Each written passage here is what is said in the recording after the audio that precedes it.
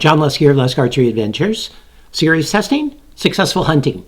Today I've got a really cool broadhead to test. I gotta say that all the time, but this one is especially cool.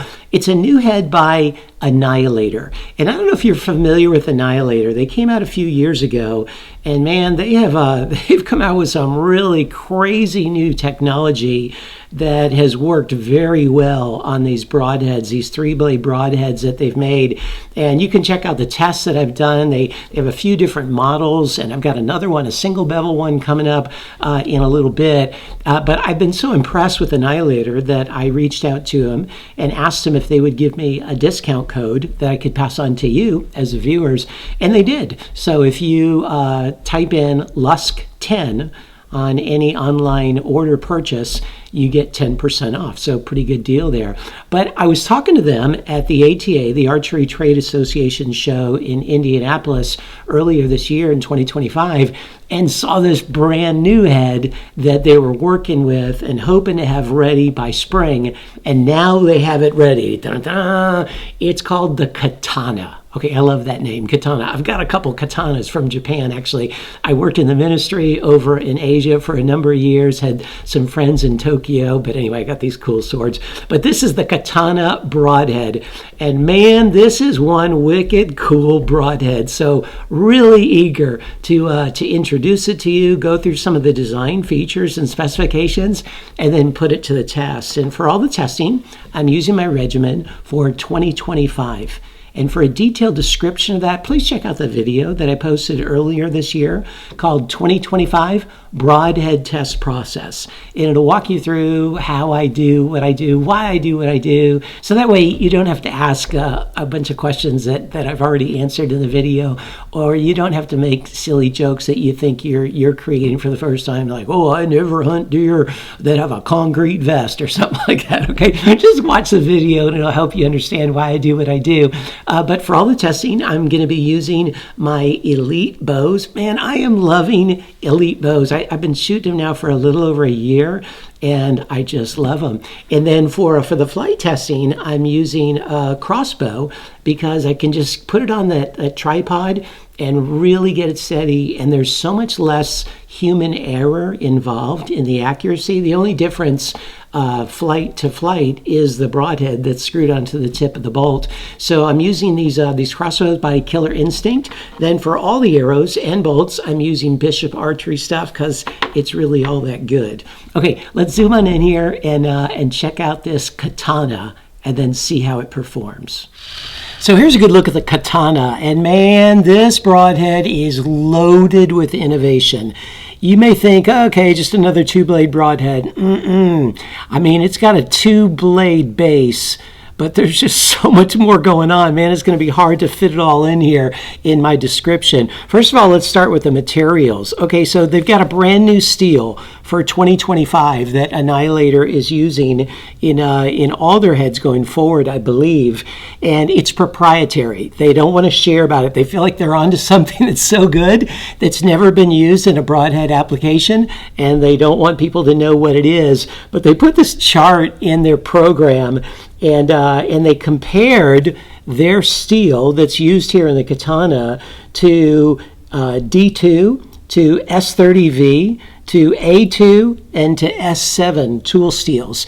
And they showed that in every category that they quantified, now they didn't have numbers, but in their testing, that if you tested toughness, edge retention, durability, sharpness, and ease of sharpening, it either equaled or exceeded all those other steels.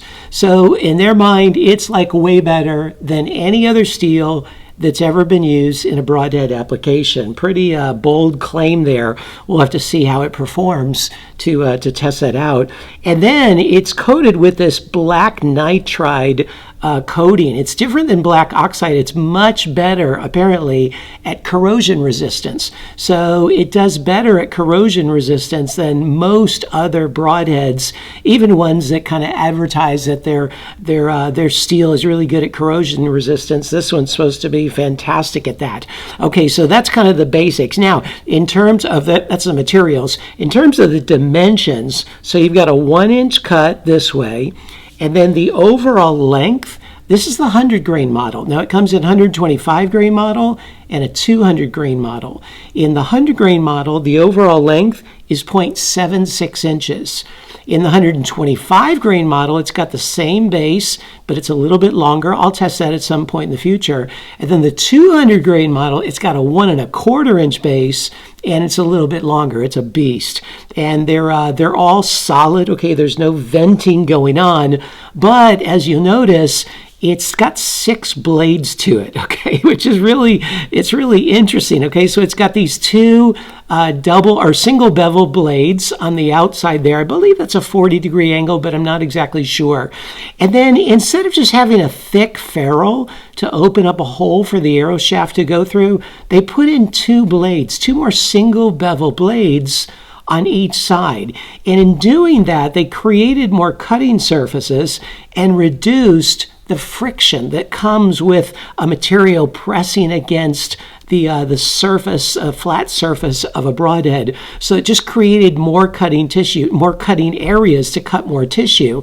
And these are single bevel sharpened as well, but not in the same direction as this. They kind of they cut these like angled towards each other. Okay, again, I know it's so much going on, it's hard to explain. But then what they've got here is in these blades is it created scoops, 3 scoops, a scoop here, and a scoop here. These are the scoops, and then same thing on the other side. These are the scoops that the Annihilator became known for, and they call it their cavitation technology that not only aids in flight, kind of like the dimples of a golf ball as it rotates, but it also creates a pressure inside the cavity of an animal, a forward pressure and a pressure behind it that creates a huge like wave and huge tissue displacement. Okay, that's their claim, and they've got some incredible photos to show it. I'll show this one photo that was sent to me of a deer, and you can see the size of the hole that it put there in the deer. That's an 8-inch knife next to it compared to this 1-inch cut broadhead. But apparently they just open up a really big hole. I suppose it depends on what angle you hit it at and so forth, but it has the potential to open up a really big hole. And then in terms of the thickness, the blades are really interesting here, and I don't know how well you can see it. I took some pictures to try to highlight it, but in the front, the blade is 0.060 inches thick, so really thick.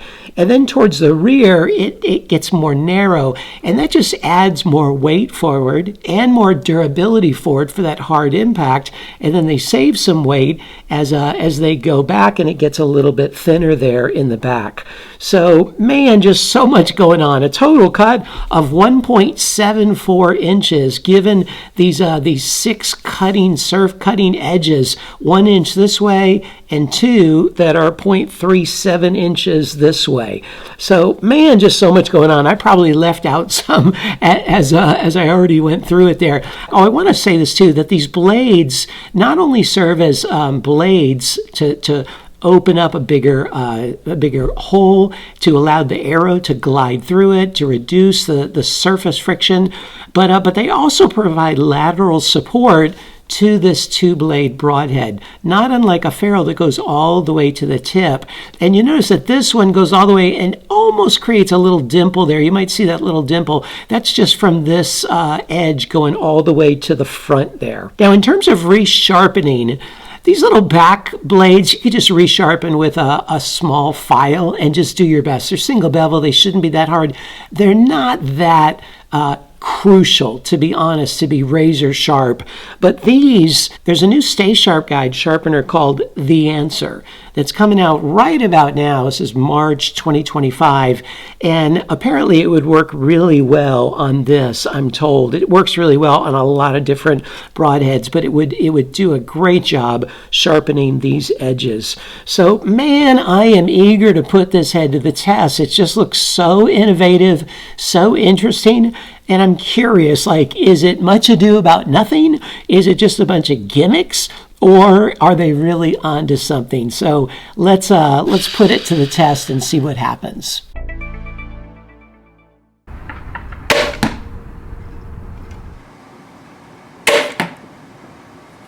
The Katana crushed the bullseye. It took 146 grams of force to cut through the wire, which is a 10 on a 10-point scale, plus a bonus for being under the threshold of 200. It penetrated 9 inches, which is a 10 on a 10-point scale.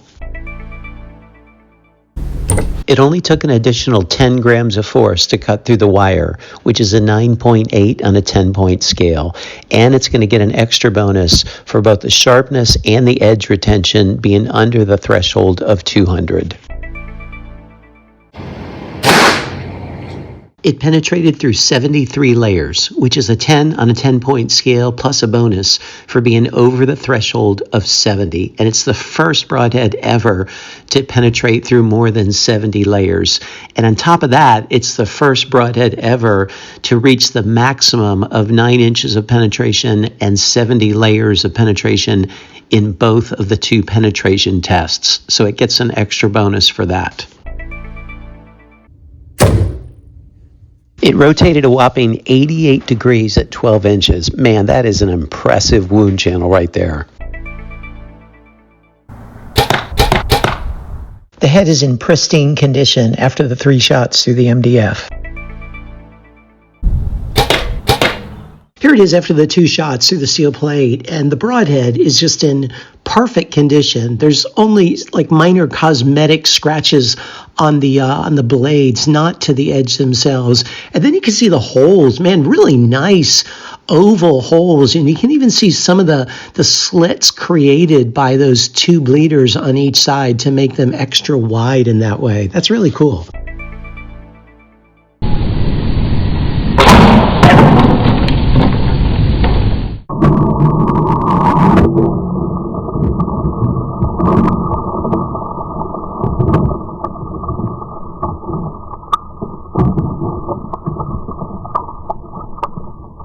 So here's the Katana after all the durability testing. Of course, it did perfectly well on the MDF and then also in the steel plate. Couldn't even tell it was shot.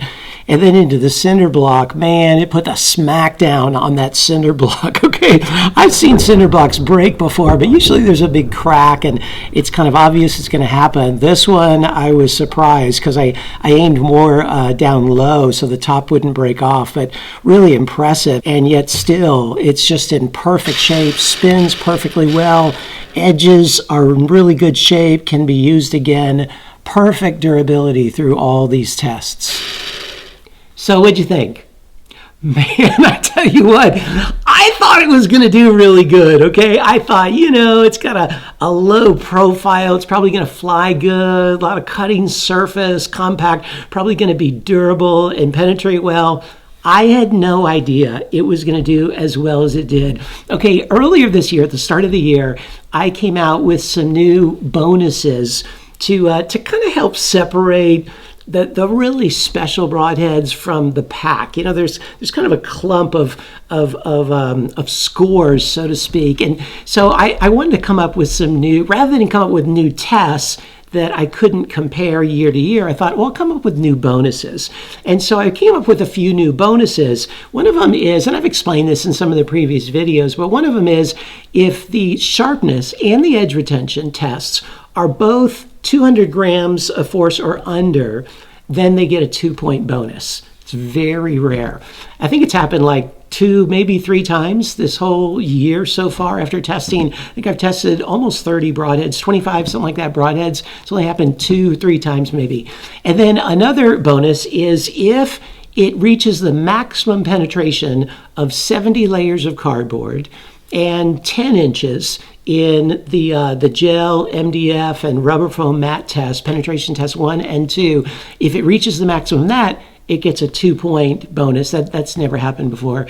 And if it gets a perfect score in durability, that through the MDF, the steel plate, and the concrete, there's no deductions. If it gets a perfect score in that, it gets an extra 2-plate. That happens every once in a while. I don't think it's happened so far this year. I did not expect one broadhead to get bonuses in all those areas, okay? But the Katana did. It got like the bonus for the sharpness and edge retention. It got the bonus for the penetration, the best penetrating Broadhead way through the layers of cardboard and through the gel and MDF and rubber foam mat combo. And then just durability just came out looking brand new. If I cleaned it off, it looks just about brand new. Incredible. So the score, I think I'm gonna have to do it differently next year because it broke the mold. The score is over 100 points. Got like 102 points something in the score. There's never been anything even close to this year, though a lot of broadheads have been getting better and better. This one just did exceptionally well. But even if you remove the 6 points of extra bonus that it got in 2025, it still got the highest score of any fixed blade head that I've tested by far. I mean, way by far. So let me tell you, this is a really impressive head. The only knock that I would give on it is I wish it had a little bit wider cutting diameter to make a little bit wider hole.